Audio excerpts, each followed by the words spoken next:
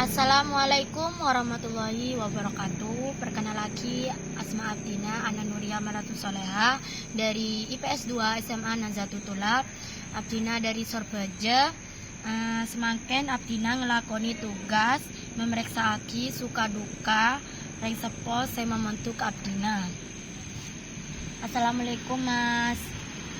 Ya, waalaikumsalam warahmatullahi wabarakatuh. Yuna, Katipun apa kabar ki Mas? alhamdulillah saya. Tak langkong aganggu kabaktona panjenengan. Ya, kenapa nak? Ada apa nak?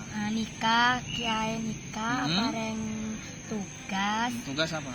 wawancara, Mengenai suka duka orang sepo nikah, Suka duka. saya membentuk Abdina. suka duka sememontuk Abdina. beun berarti ya. Terus Dek Nazatul Tulab. wawancara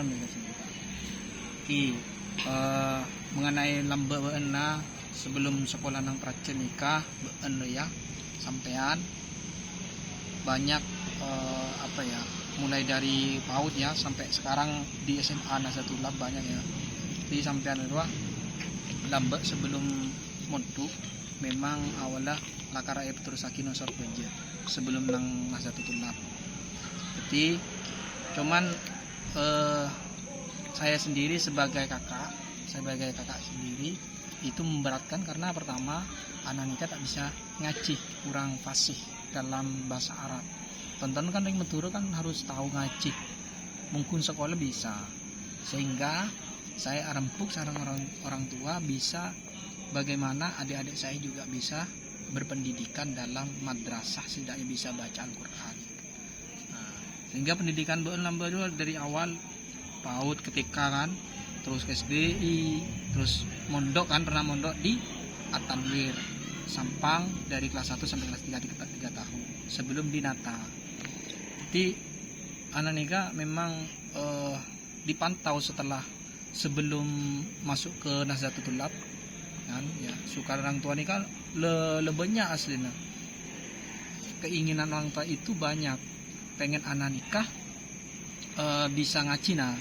Tentunya kan pantau setelah pulang kok nggak ada perubahan kan dari nikah. Akhirnya saya lihat di browsing teman-teman banyak di Nazatul Tulab itu banyak pondok modern juga bagus dalam bahasanya dari bahasa Arab dan juga bahasa Inggris. Di situ memang sudah mewadahi, sehingga saya ingin inisiatif mau pindahkan anak ke sana. Alhamdulillah anak bisa berubah sedikit, bisa beristiqomah belajar.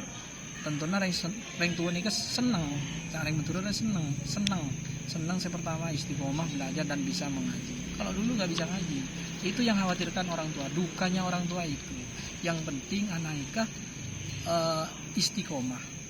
Kalau masalah suka itu ya tentunya orang tua kalau gelem untuk suka mondok, yang penting anaknya ini suka mondok, yang penting orang gelem, sehingga orang tua itu ya sudah kita sekolahkan di Nazatul Tulab.